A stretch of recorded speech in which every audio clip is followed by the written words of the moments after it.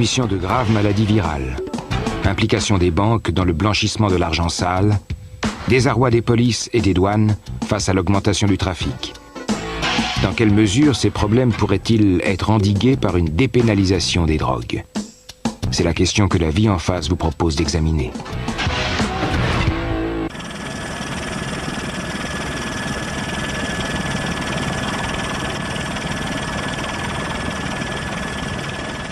Pour se faire une idée des disparités qui règnent au sein de la société, il suffit de survoler Paris en hélicoptère. À gauche du périphérique, on voit la ville et ses beaux quartiers. C'est ici que se font les lois. À droite, la banlieue. Une zone où beaucoup de ces lois ne sont plus respectées. Les chansons de rap parlent de la vie des jeunes dans les cités, des marginaux, des oubliés de la politique. Pour échapper à ce quotidien, beaucoup recourent aux substances illicites, hashish, cocaïne et héroïne. Comment voulez-vous que j'ai confiance en l'État, dit un junkie. Alors qu'il fait de moi un criminel simplement parce que je veux vivre mes rêves. Les autres peuvent acheter n'importe où de l'alcool, de la bière et du vin.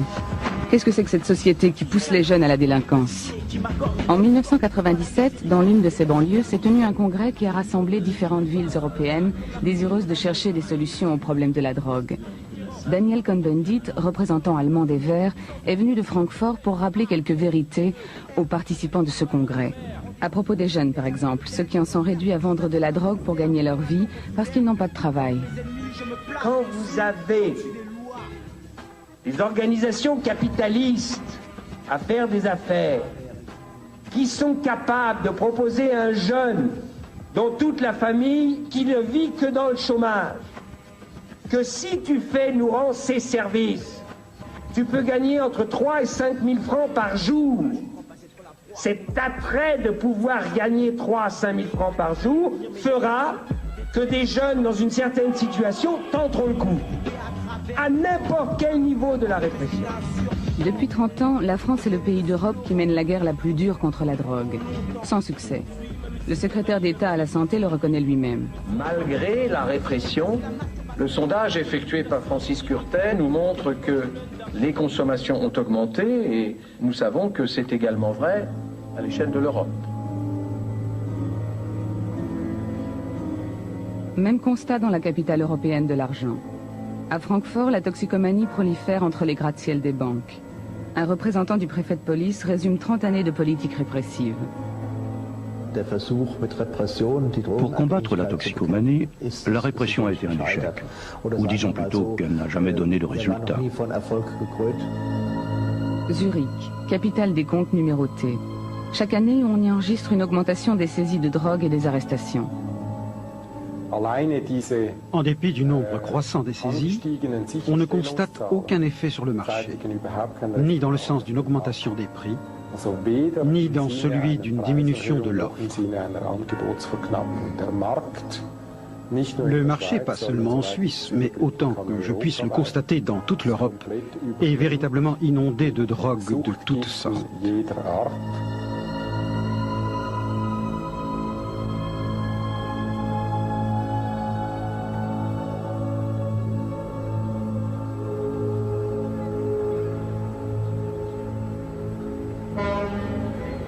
Hambourg, 6 h du matin.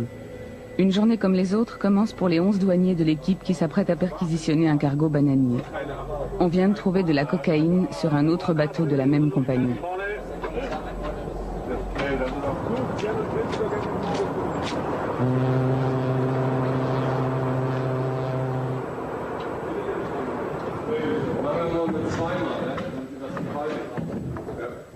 Il faut 2 jours pour inspecter un navire, ce qui nous laisse le temps de réfléchir aux origines du problème de la drogue.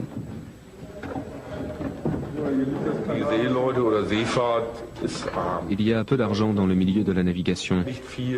Les équipages ne gagnent pas grand-chose. Sur les bateaux des pays de l'Est, il arrive qu'ils ne touchent rien pendant un mois. Alors quand ils quittent l'Amérique du Sud, on leur fait des propositions. Ça peut être de l'argent, mais ils subissent aussi du chantage pour les obliger à transporter de la drogue.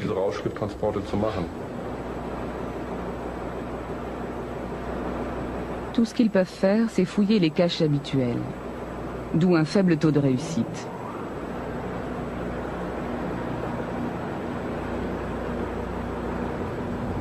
Vous avez été vous-même capitaine. Oui. À combien estimez-vous le nombre de caches possibles sur un bateau? D'après les experts des douanes, il y aurait environ 30 000 endroits où l'on peut dissimuler quelque chose à bord d'un bateau de cette taille.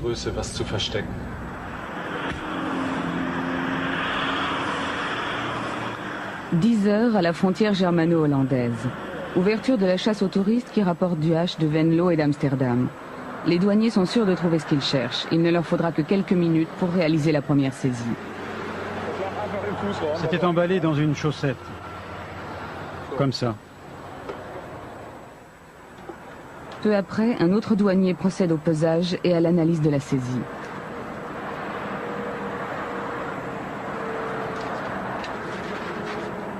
Ça donne quoi? 13,2 grammes de marijuana et 4,4 grammes de hashish. Qu'est-ce qui va se passer maintenant? Ça va aller au service des douanes, chez le procureur et au tribunal. Il va être condamné?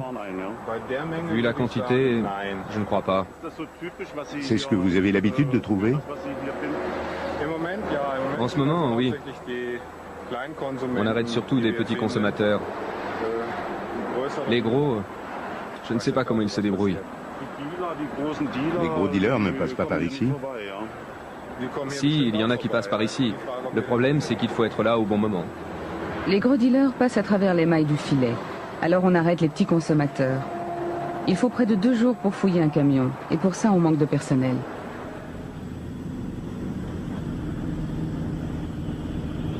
Retour à Hambourg, une des portes de l'Europe. Tous les jours, plus de 6000 containers y sont déchargés. Beaucoup viennent d'Asie ou d'Amérique latine.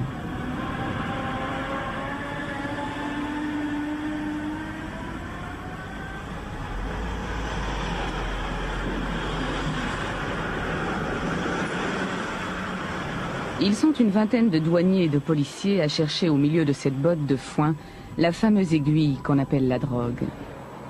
150 containers peuvent être contrôlés chaque jour au rayon X. Un équipement tout nouveau qui a révolutionné la lutte antidrogue.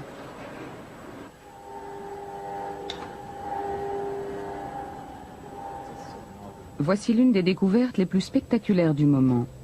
Dans un container se trouvaient 2 voitures anciennes en provenance d'Uruguay et à destination de l'Allemagne.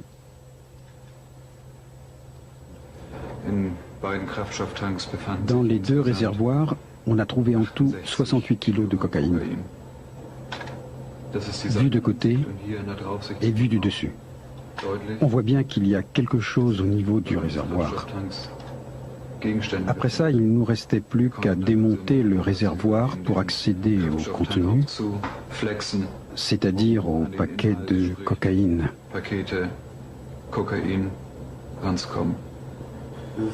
Pour l'instant, c'est la seule grosse saisie de cocaïne? De cette ampleur? Oui. « 68 kilos de cocaïne ont été saisis. Cela correspond à la quantité consommée en 4 jours en Allemagne. Suite à la surproduction de cocaïne et d'héroïne, les plaques tournantes européennes sont saturées. Seuls 5 à 10% des substances illicites sont repérées et saisies. Policiers et douaniers se demandent si la politique de répression menée à l'encontre de la drogue a encore un sens.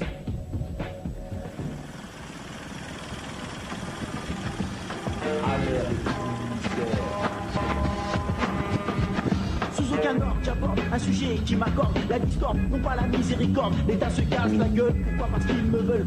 Dans la banlieue parisienne, où les industries ferment les unes après les autres, le commerce de la drogue est devenu une source de revenus importante.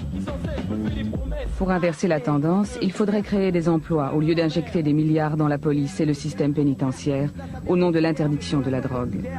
Mais le pouvoir politique n'ose toujours pas adapter à la réalité ces lois que plus personne ne respecte. Va-t-on vers une modification de la loi 1970 ? Je le souhaite. Pour cela, il faut convaincre. Pour cela, il faut convaincre ses propres amis.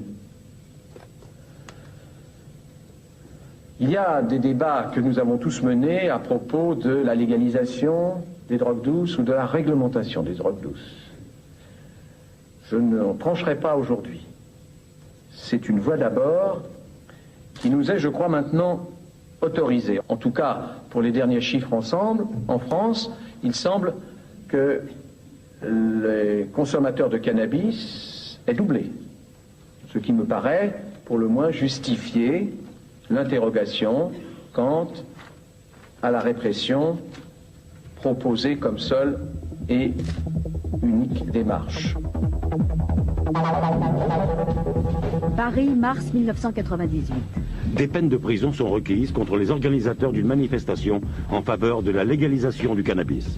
Le procureur a requis 3 mois de prison pour l'un des organisateurs. Motif, il donne une image positive de la drogue.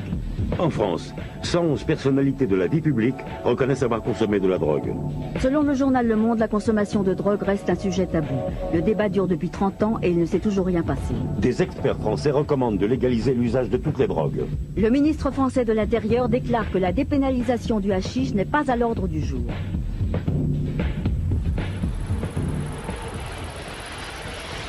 « 15 heures à la frontière germano-hollandaise. En Allemagne comme en France, à défaut d'arrêter les gros trafiquants, la police et la douane font la chasse aux petits consommateurs. Et comme toujours, lorsqu'on s'en prend aux petits, l'opération est une réussite. Quelques minutes suffisent pour trouver quelques grammes de hashish.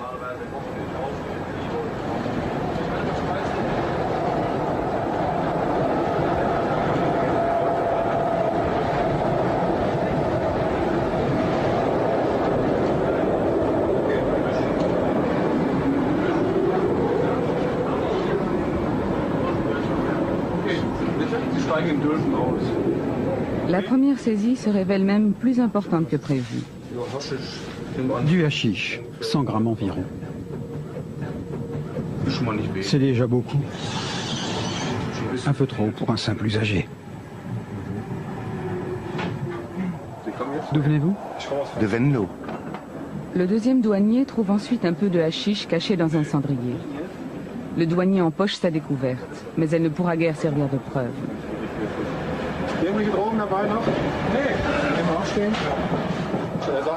Il dit que ça ne lui appartient pas. C'est toujours difficile à prouver, même si on a trouvé dans ses bagages une pipe et un petit morceau de hache. On va le descendre à Kaltenkirchen et il sera inculpé pour détention de hashish. Au nom de la drogue et pour quelques miettes de hashish. C'est ensuite au 4e voyageur de se faire fouiller. Il a caché quelques grammes dans ses poches. Le douanier les repère immédiatement. Vous allez sortir ce que vous avez caché dans vos poches. Vous croyez qu'on pourrait la gagner, cette guerre anti-drogue? Non. Pourquoi? Il y a trop de gens qui consomment. Trop de gens qui trafiquent à petite échelle juste pour se procurer ce qu'il leur faut. Contre ça, on ne peut rien faire. Je ne crois pas qu'on arrivera à y mettre un terme, parce qu'il y a trop d'argent en jeu. Dès qu'il y a de l'argent à gagner, on est impuissant. La fin du voyage. 4 petits consommateurs de hashish seront désormais fichés. Ils sont en passe de devenir des criminels. En cas de récidive, ils encourent de grosses amendes, voire une peine de prison.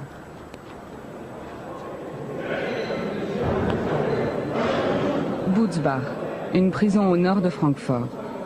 Un tiers des détenus est enfermé ici pour avoir enfreint la législation sur la drogue.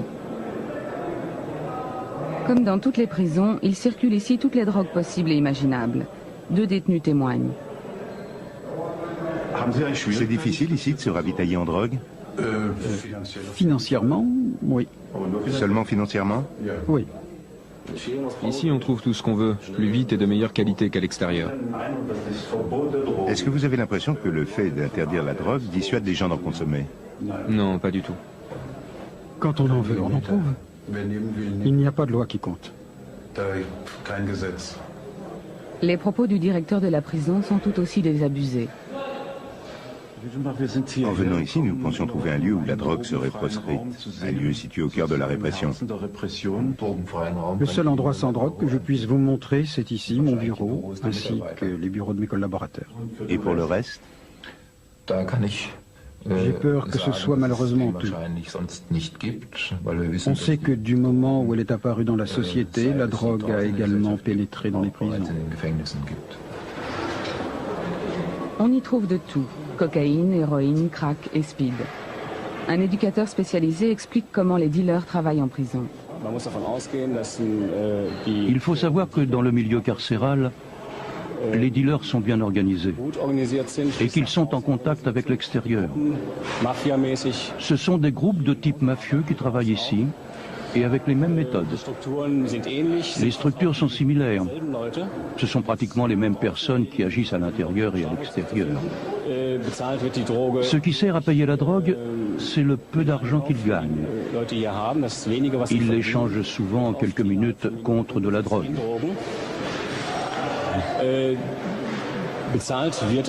Elle se monnaie également avec la prostitution et aussi avec l'argent que les détenus reçoivent de leurs familles qui se trouvent à l'extérieur. Si même en prison on ne peut soustraire les gens à la drogue, alors à quoi bon l'interdire?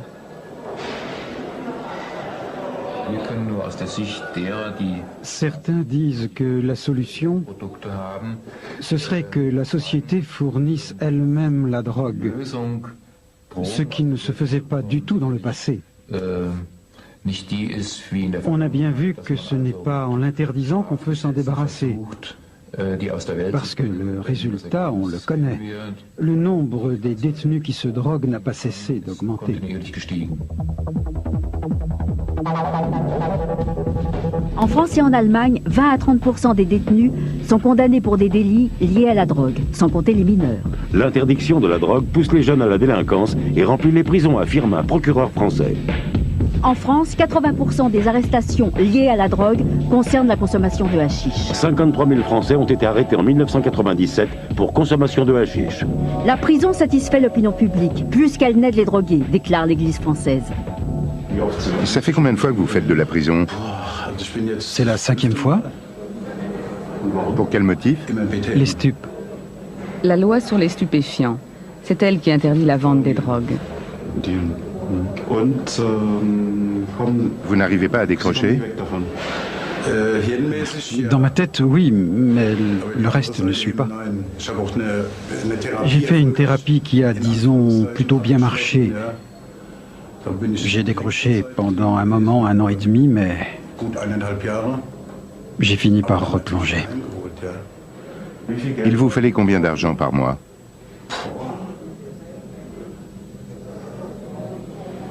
« 18 000 francs. Rien que pour la drogue? Oui, c'est ça. Et vous, ça représentait combien d'argent chaque mois? Ça dépend, c'était très variable, en fonction de la qualité de la drogue. Quand elle est bonne, on en prend moins. Mais encore? Aussi dans les 18 000 francs. Mais comment faisiez-vous pour vous procurer l'argent? Cambriolage, vol de boutique. Qu'est-ce que vous emportiez? Des choses de valeur, ce qui se revend facilement. Les bijoux, le matériel vidéo. Le vôtre a l'air pas mal.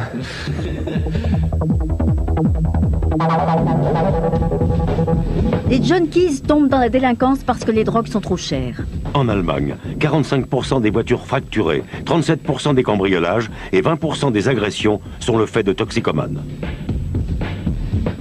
Les dommages représentent 10 à 20 milliards de francs chaque année. À l'échelle européenne, les estimations atteignent 70 à 140 milliards de francs. Dans la lutte anti-drogue, la création d'emplois se révèle plus efficace que la menace de la prison.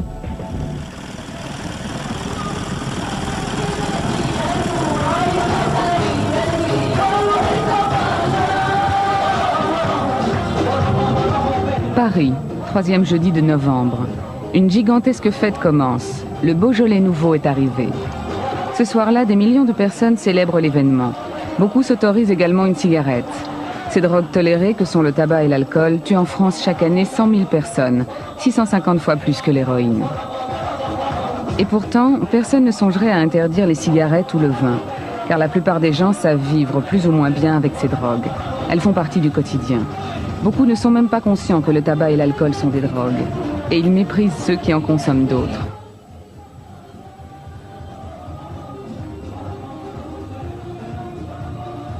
Vous dites, un monde sans drogue, c'est bien sympathique. Je dis attention à ce que vous dites. Un monde sans alcool, est-ce que l'alcool est une drogue? Oui ou non? Un monde sans alcool, ça veut dire une bouffe sans vin. Est-ce que c'est très sympathique? Moi, je trouve ça plutôt antipathique. Si on me dit un monde où personne ne dépend de la drogue, c'est un monde sympathique. Là, je signe. Je signe. Donc on dit, Il y a culturellement dans chaque société des drogues. Mais des sociétés savent plus ou moins vivre avec des drogues. Quand j'en viens au cannabis, c'est vrai que des gens de ma génération, on a à 80% tous goûté du cannabis. Pas une fois seulement comme ça, mais souvent. Parce qu'une bonne musique des Rolling Stones, ça allait avec un bon joint. C'est comme ça, c'est comme un bon repas avec un bon vin. Le problème, c'est est-ce qu'on avait un bon joint? Ça, c'est effectivement pas toujours garanti.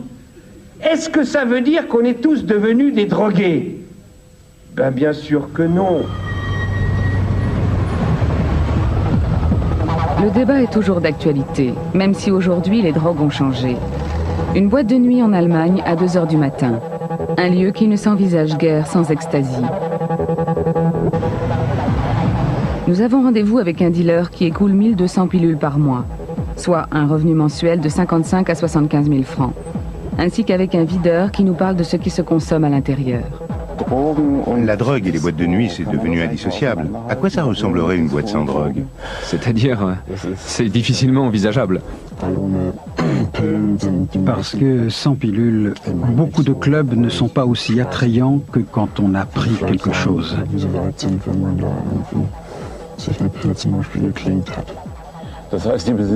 Ça veut dire que les propriétaires de boîtes ne tiennent pas à ce qu'on règle le problème.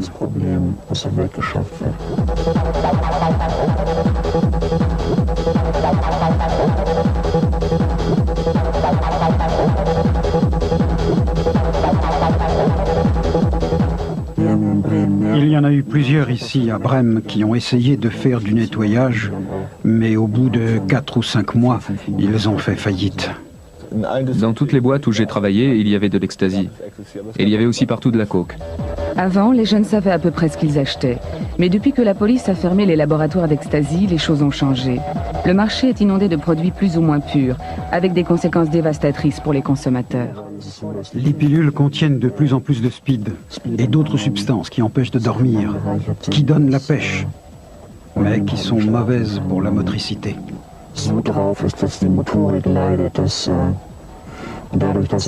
En Hollande, de nouvelles lois sont sorties pour réglementer la production d'ecstasy. Du coup, ça se fait encore plus dans la clandestinité et on peut encore moins contrôler ce qu'ils mettent dedans.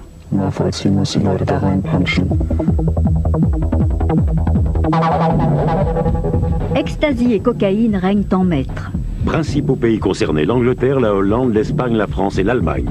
Le nombre des saisies a doublé. L'ecstasy peut être dangereux pour la santé. Les pilules d'ecstasy sont devenues de véritables cocktails de drogue. Les dealers ne savent plus eux-mêmes ce qu'ils vendent. L'ecstasy fait de plus en plus de ravages. La plupart des décès sont causés par le mélange des drogues. Il devient impossible d'estimer les risques.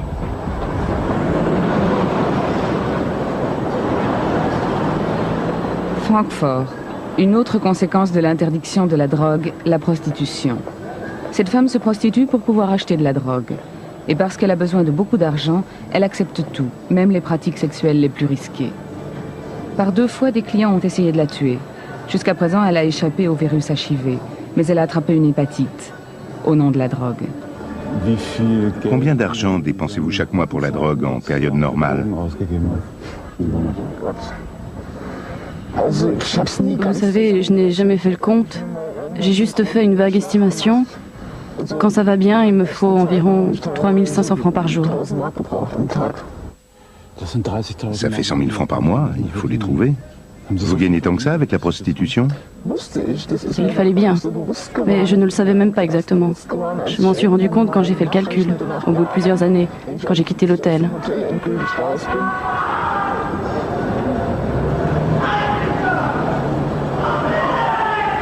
Pendant que nous discutons, un junkie aveugle qui faisait la manche sur le trottoir vient de se faire voler son argent. Il fait la manche.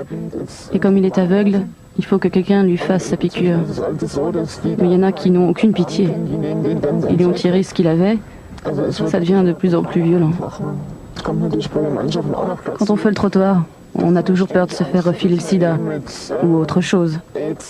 Pour l'instant, j'ai la chance d'avoir échappé au sida. Mais il y a toujours un risque. parce qu'on finit toujours, à un moment ou à un autre, par se faire violer. J'ai déjà derrière moi 2 tentatives de meurtre. Mais aux violeurs, je leur demande de mettre une capote, et ils le font. Souvent, on est obligé d'accepter des compromis, surtout quand on tombe sur un pervers qui exige des choses qu'on ne fait pas normalement. Il y a d'un côté les risques de maladie et de l'autre les pratiques que certains types nous obligent à faire.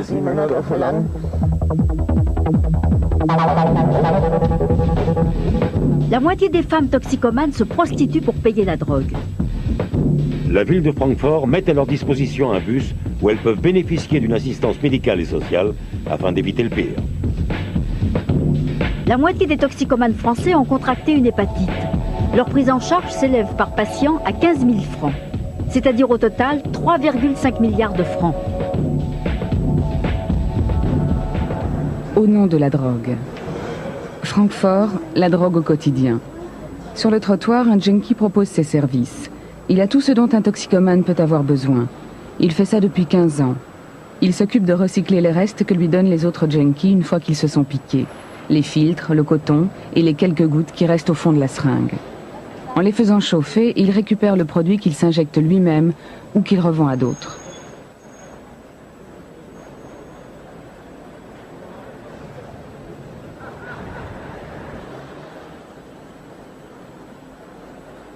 À chaque injection, il risque de transmettre l'hépatite A, B, C ou encore le virus du sida.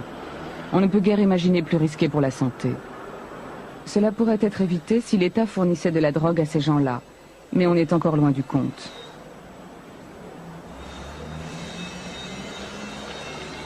Pour l'instant, l'État n'intervient qu'une fois que les drogués sont malades et qu'ils commencent vraiment à coûter de l'argent. Dans ce cas-là, il finance des centres d'accueil comme celui-ci, où les junkies peuvent recevoir une assistance médicale et sociale, où les prostituées sans abri peuvent trouver un lit en journée pendant quelques heures ou quelques semaines, où les drogués reconnus malades du sida, d'une hépatite ou d'un cancer du foie reçoivent de la méthadone. Mais en Allemagne, pour obtenir ce produit de substitution capable d'atténuer un peu les souffrances, il faut être reconnu malade.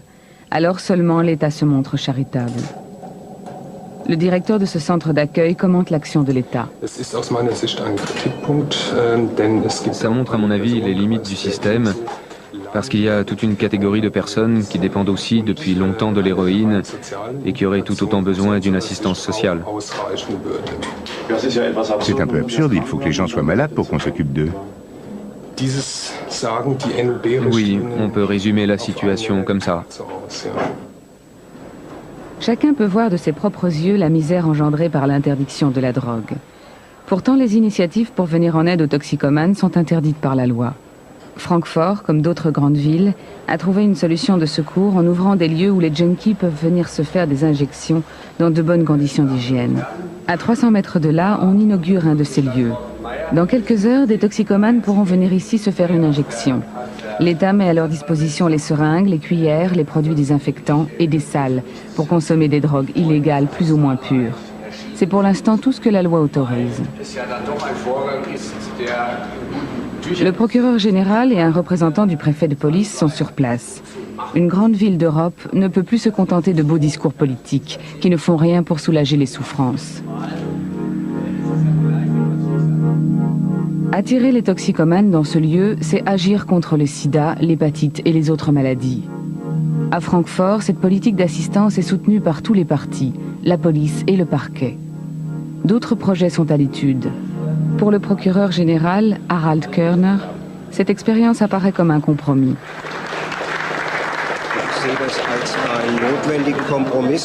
Je vois cela comme un compromis nécessaire étant donné la situation politique actuelle, puisque la distribution de substances opiacées n'est pas encore légalement possible.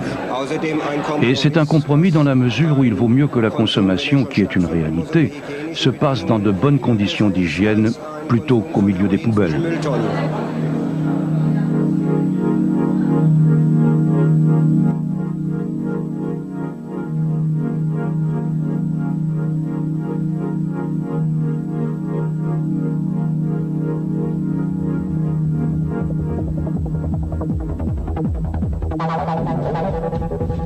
L'amour du prochain passe par l'héroïne. La ville de Francfort souhaite distribuer sous contrôle médical des substances opiacées aux toxicomanes.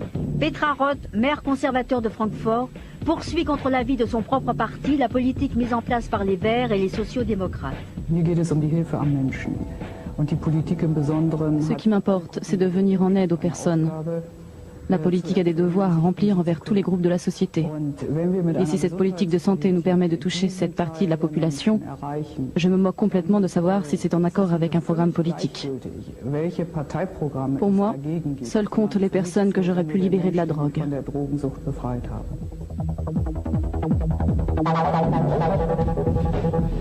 Le ministère fédéral de la Santé dit non à la prescription médicale d'héroïne. C'est maintenant aux tribunaux de trancher. La Suisse publie un bilan positif de la distribution d'héroïne sous contrôle médical. Le Danemark se prépare à suivre le modèle suisse.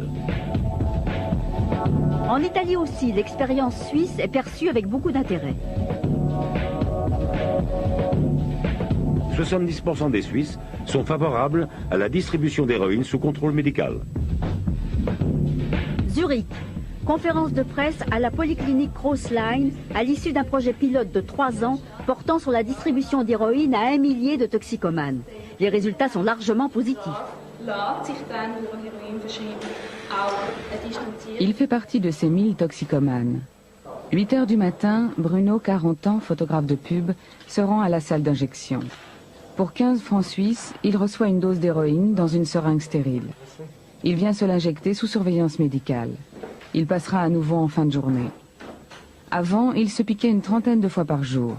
Grâce à la distribution d'héroïne pure, il a pu réduire sa consommation à 2 injections par jour, ce qui lui coûte 15 francs suisses au lieu de 170. La seringue ne sort pas de cette salle. C'est aussi simple que cela quand on veut sauver des vies humaines. Ça fait 24 ans que je suis toxico, que je prends des drogues dures. J'ai dû fermer ma boutique, j'ai perdu ma famille.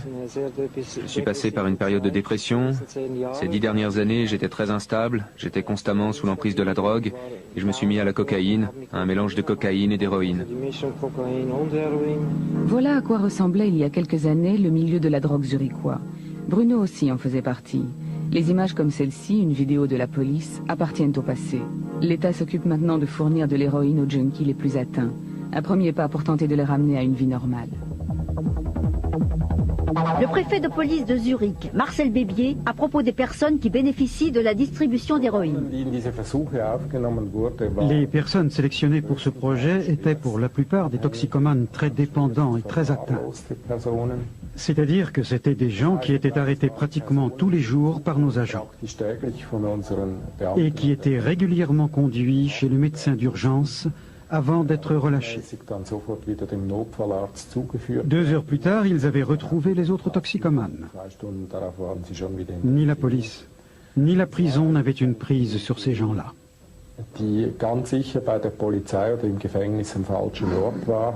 Toute une catégorie de personnes laissées pour compte par les éducateurs, médecins, juges et policiers. Des gens qui avaient toutes les chances de figurer un jour à la rubrique « Décès causés par la drogue ». Aujourd'hui, les choses ont bien changé. Ce qui a changé, c'est que je peux à nouveau travailler et que je me suis réintégré socialement.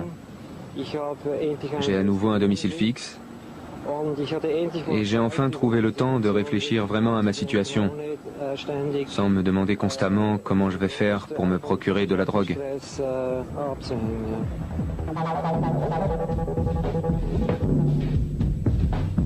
85% des participants au projet commettaient des délits pour pouvoir acheter de la drogue.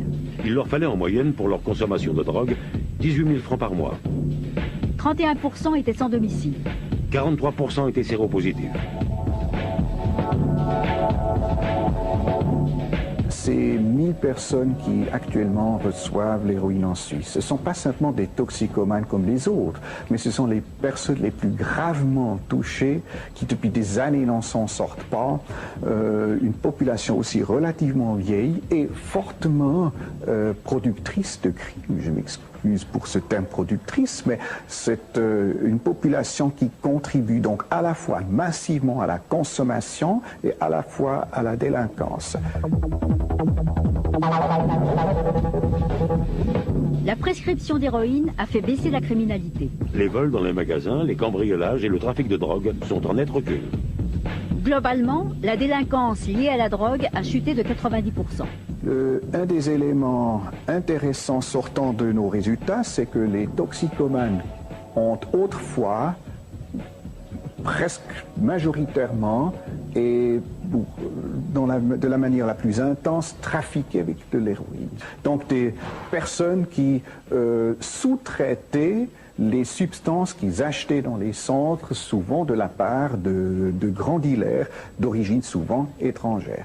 Ces grands dealers sont très capables d'importer de grandes quantités de drogue en Suisse, comme dans d'autres pays de l'Europe.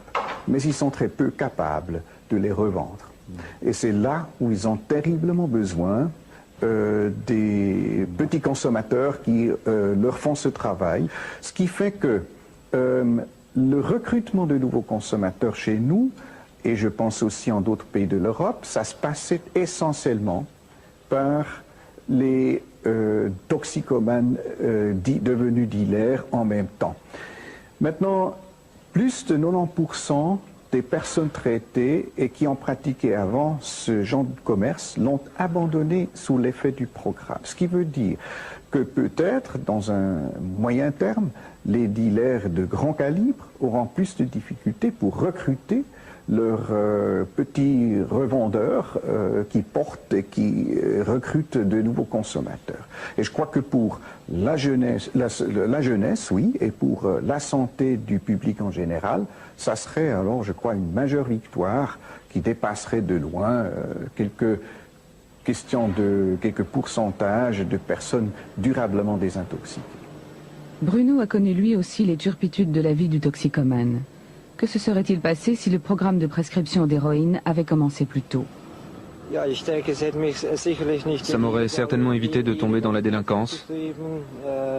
Ça m'aurait épargné pas mal de choses. Du point de vue de la santé, je n'aurais sûrement pas autant souffert. Et je ne suis pas loin de penser que j'aurais pu garder ma boutique. Aujourd'hui, Bruno participe à un programme de réinsertion de la ville de Zurich. L'État dépense beaucoup d'argent pour le réintégrer socialement, alors que ce sont les interdits de ce même État qui ont fait perdre à Bruno son travail et sa santé. Lui n'a pourtant pas changé, puisqu'il consomme toujours de l'héroïne. Comment ça se passe aujourd'hui? Vous êtes toujours dépendant de la drogue, mais maintenant c'est l'État ou la ville de Zurich qui vous fournissent de l'héroïne. Est-ce qu'il y a une différence au niveau du produit? C'est de l'héroïne pure. Et ça, pour la santé, ça fait une grosse différence.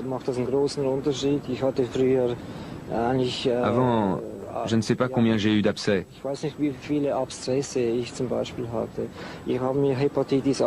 me suis injecté l'hépatite A, B et C. Tout ça, c'est arrivé à l'époque de la répression, quand les seringues étaient interdites, qu'on n'avait pas le droit d'en avoir. Et les drogues elles-mêmes n'étaient pas pures. Elles étaient coupées.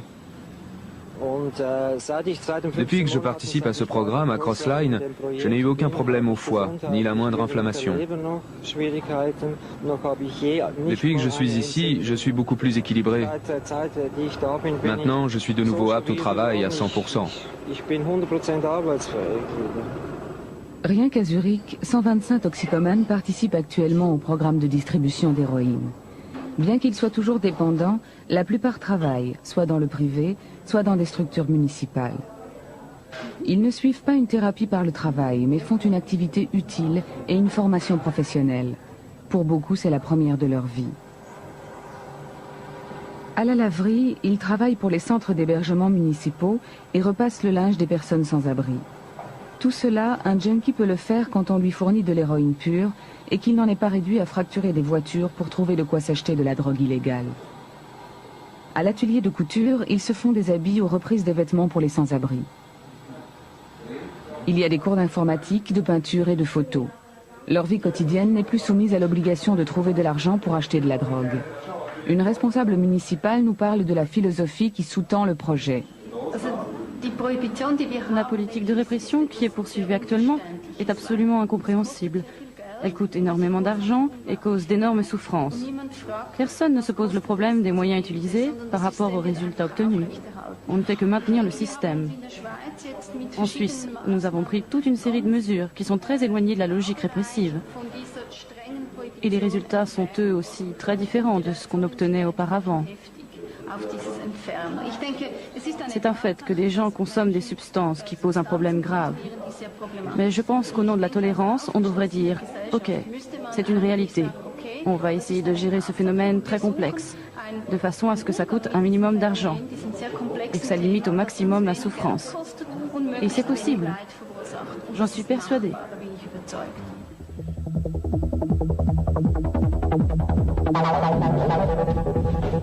Sur le plan économique, le modèle suisse est une réussite. Grâce au recul de la criminalité et en dépit d'une assistance sociale importante, l'économie réalisée est de 200 francs par jour et par patient. Pour 1000 patients, cela revient à 80 millions de francs d'économie par an. Juin 1998. Bruno a décroché depuis maintenant 6 mois. Il n'est pas le seul à s'être sorti de la drogue grâce à ce programme de distribution d'héroïne. Le délégué fédéral au problème de la drogue déclare que l'expérience suisse ne peut constituer un modèle pour l'Allemagne. Un autre représentant de la CDU considère que distribuer de l'héroïne à un toxicomane revient à donner de la bière à un alcoolique. Certaines positions ne sont plus aussi tranchées. Malgré des déclarations hostiles, les chrétiens démocrates les plus conservateurs commencent à envisager l'idée de distribuer de l'héroïne sous contrôle médical.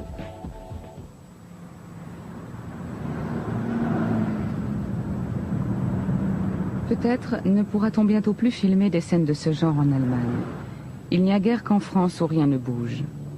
Les idées nouvelles ne se propagent pas aussi vite que le sida et l'hépatite.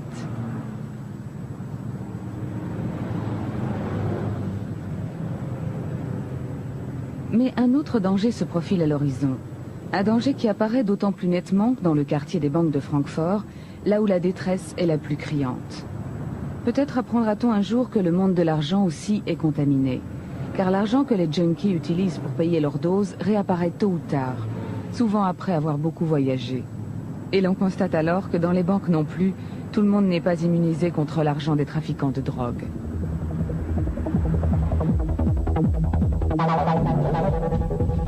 La drogue est le secteur le plus florissant du monde. Chiffre d'affaires annuel pour le secteur de la drogue, 24 milliards de francs. 24 milliards, c'est-à-dire 8% du commerce mondial. L'argent de la drogue pénètre de plus en plus dans le circuit économique légal. D'après le juge Falcone, assassiné en Italie, la mafia finance un tiers des transactions immobilières sur la Côte d'Azur. Des experts estiment que 170 à 280 milliards de francs sont blanchis chaque année en Allemagne. À la conférence de Paris aussi, il est question d'argent. Un député du Parlement européen, Olivier Dupuis, prophétise la légalisation de toutes les drogues. Dans quelques années, on ne pourra plus calculer le risque social de l'interdiction. 8% du produit national brut mondial est produit national brut dérivé du trafic de drogue. C'est ça le grand danger pour nos institutions. C'est ça le premier danger de la drogue interdite. Et donc il faut rapidement procéder, en commençant par le cannabis, à une légalisation qui permette aux États de retrouver le contrôle sur un phénomène qui leur échappe radicalement et qui les menace par la corruption des hommes politiques, des policiers, des magistrats, des journalistes et qui menace donc les fondements même de notre démocratie. Cette menace, on a vu la forme qu'elle pouvait prendre à Palerme à la fin de l'année 1997. Ici, au pays du crime organisé, la mafia fait un chiffre d'affaires de 390 milliards de francs. Un tiers provient du commerce de la drogue. À Palerme s'ouvre alors un procès qui mêle la politique, l'argent de la drogue et la mafia. L'un des deux accusés est le politicien Marcello Dell'Utri. Il est député au Parlement italien pour le parti Forza Italia. On lui reproche d'avoir mis en relation la mafia et le milieu politique. Une procédure est engagée contre lui pour une affaire de blanchiment d'argent sale. L'acte d'accusation décrit comment l'argent sale pénètre de plus en plus profondément au sein de la société et intervient dans la vie politique. L'histoire commence à Milan dans les années 60, lorsque le dénommé Dell'Utri, originaire de Palerme, devient proche collaborateur du roi des médias, Silvio Berlusconi. À cette époque, son entreprise de construction, Edilnor, est en train de construire une ville nouvelle aux abords de Milan, Milano Due. Au cœur de la ville satellite, un émetteur de télévision, la première pierre du futur empire médiatique de Berlusconi. Le juge d'instruction soupçonne la banque Rasini, impliquée dans le projet, d'avoir servi de relais à l'argent de Cosa Nostra. En quelques années, Berlusconi devient un grand entrepreneur. Il contrôle sa propre chaîne de télévision. D'après l'accusation, Dell'Utri noue à ce propos des contacts dangereux. Une première rencontre a lieu au milieu des années 70. Un avion quitte Palerme pour Milan. À son bord, le chef mafieux Stefano Bontade. À Milan, il rencontre le mafioso Francesco Di Carlo, un trafiquant de drogue d'envergure internationale. Aujourd'hui, il est principal témoin du procès et explique que Bontade voulait investir à Milan de l'argent sale dans des entreprises propres. Une entrevue avec Berlusconi aurait eu lieu à cet effet dans le bureau de Dell'Utri. Bontade lui aurait proposé ses services et sa protection personnelle. Bontade envoie alors un protecteur à Berlusconi, un certain Vittorio Mangano, pour la police un dangereux mafioso et trafiquant de drogue international. Grâce à l'intervention de Dell'Utri, cet homme a exercé pendant plusieurs années les fonctions de gardien de la villa de Berlusconi. Toujours d'après l'accusation, il se serait alors occupé avec Dell'Utri d'organiser le blanchiment de l'argent sale de la mafia sicilienne. À cette époque, Dell'Utri se rend également à plusieurs reprises à Palerme. Il y aurait rencontré plusieurs fois des représentants de la mafia. Il aurait été question, toujours d'après l'accusation, de contrats de construction et de chaînes de télévision. Le nom de Berlusconi continue à être associé à celui de Dell'Utri. Pourquoi? Peut-être parce que la mafia voulait investir dans le secteur audiovisuel et que Berlusconi était en passe de devenir le numéro 1 italien dans ce domaine. Une chose est sûre, c'est que Bontade souhaitait acheter une chaîne de télévision. Gioacchino Pennino, un ami de Bontade, politicien chrétien-démocrate et parrain de la mafia, c'est pourquoi. Cette acquisition était-elle un moyen comme un autre de blanchir l'argent de la mafia?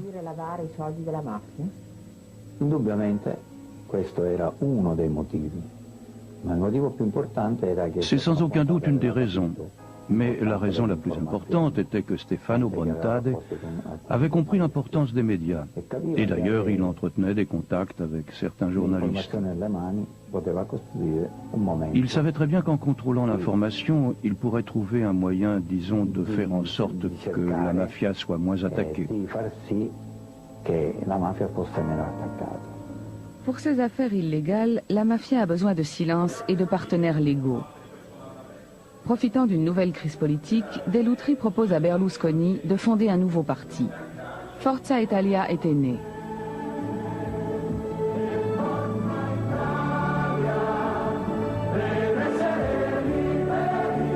Il présente Berlusconi comme le personnage irréprochable, capable de nettoyer l'Italie.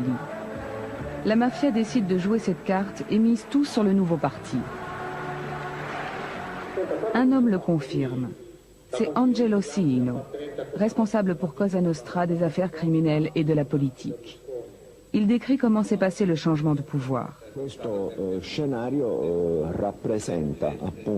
Ce scénario illustre la stratégie politique de Cosa Nostra, explique son avocat Alfredo Galasso. Il décrit comment les voix sont passées de la démocratie chrétienne au Parti socialiste et du Parti socialiste, comment elles sont ensuite allées directement à la veille de 1992 à Forza Italia. Du jour au lendemain, Berlusconi devient Premier ministre. Du jamais vu.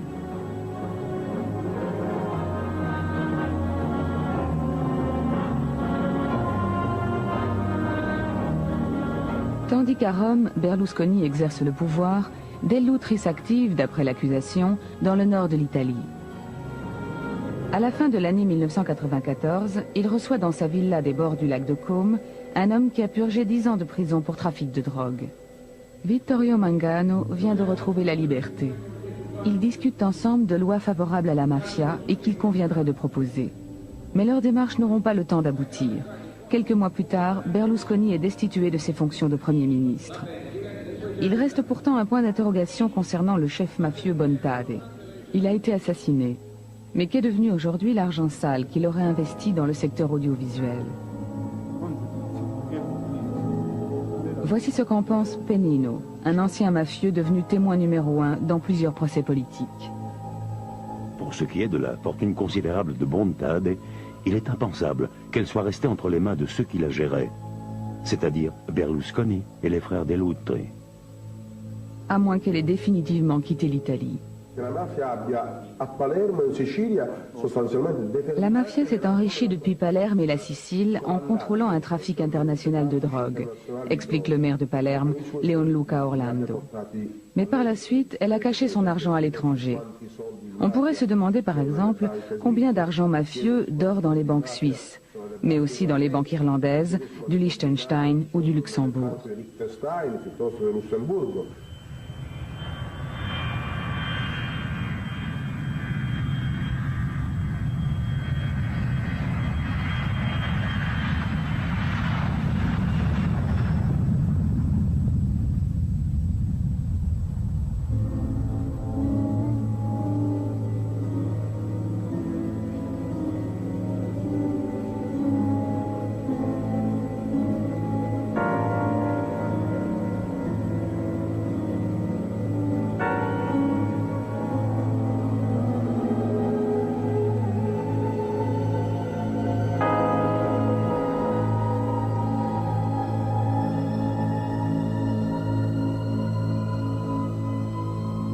L'argent de la drogue pénètre de plus en plus profondément au cœur du monde de la finance, même en Allemagne. Le chiffre d'affaires de l'héroïne, de la cocaïne et des autres drogues dépasse depuis longtemps celui des géants de l'automobile, tous confondus, General Motors, Ford, Toyota et Daimler-Benz. Les pays du Nord se croyaient protégés par des lois et une mentalité hostile à la corruption. Ce temps-là est bien fini. Même les meilleures banques allemandes ne sont plus immunisées contre l'argent de la drogue.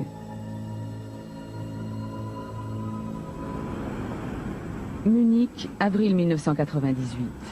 Au bout de plusieurs années d'instruction, un procès touche à sa fin. Pour la première fois en Europe, on est parvenu à démanteler un réseau de blanchiment d'argent de la drogue. Le tribunal a prononcé des peines exemplaires, 10 et 12 ans de prison. On attend maintenant le procès des complices présumés dans les banques allemandes. Le système était simple, mais génial. En voici le principe. À Istanbul, une société turque d'import-export commandait des marchandises en Allemagne. Des machines, des camions, etc.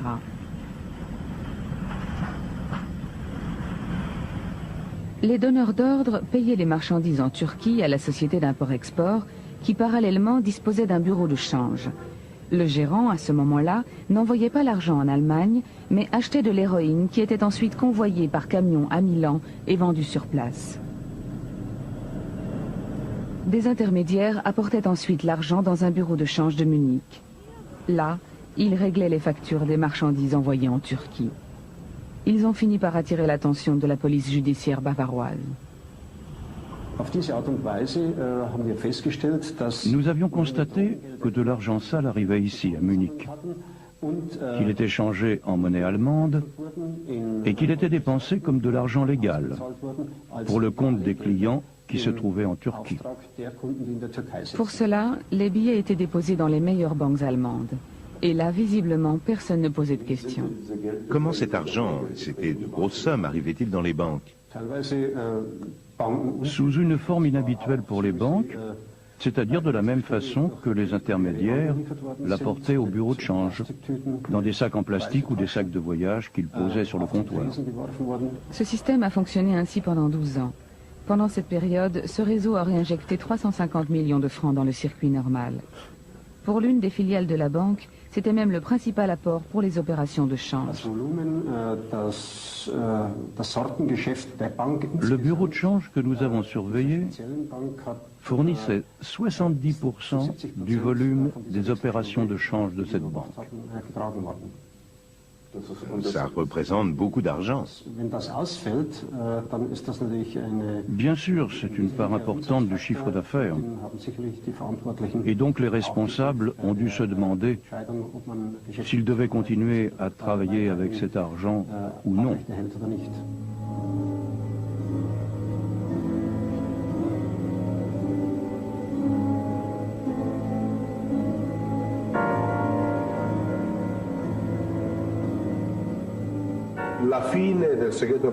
La fin du secret bancaire marquera la fin de la mafia, affirme le maire de Palerme, Leonluca Orlando.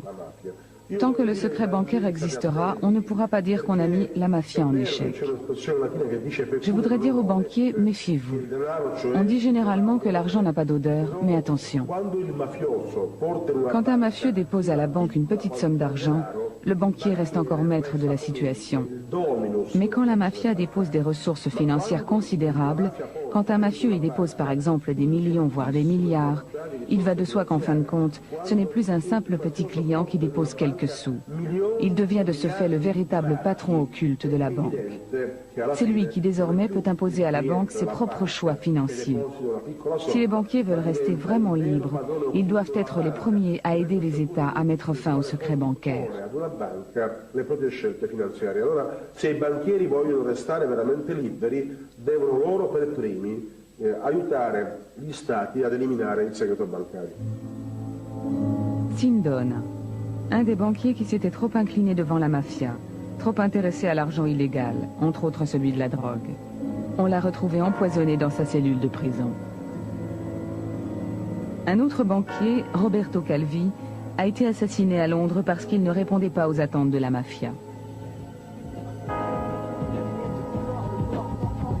L'État accepte que ce soit ces gens-là qui fournissent la drogue aux jeunes. Des criminels qui livrent des substances auxquelles certains recourent pour s'évader de la grisaille du quotidien. Rien qu'en Allemagne, l'interdiction de la drogue coûte au moins 50 milliards de francs par an. De l'argent qu'il serait plus judicieux d'investir dans la prévention et la création d'emplois.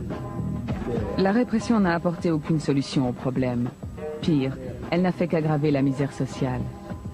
Il faut trouver de nouvelles règles, il faut trouver des règles pour garantir la qualité de ce que les jeunes ou les moins jeunes prennent. Ça, c'est le devoir de l'État. Il faut donc protéger la société contre, justement, les politiques des groupes mafieux, des groupes, des organisations qui veulent gagner de l'argent. Tout le monde sait que la répression, telle qu'elle est, a un avantage énorme pour la vente et le commerce des drogues. Plus c'est dangereux, plus c'est cher, plus on fait des affaires. Tous ceux qui croient que le problème des drogues dures, le problème de la mafia sera résolu par plus de présence policière, oublient une chose. Ça, c'était le rêve des États socialistes. Battre le capitalisme par la répression. Vous avez vu, ils ont tous échoué.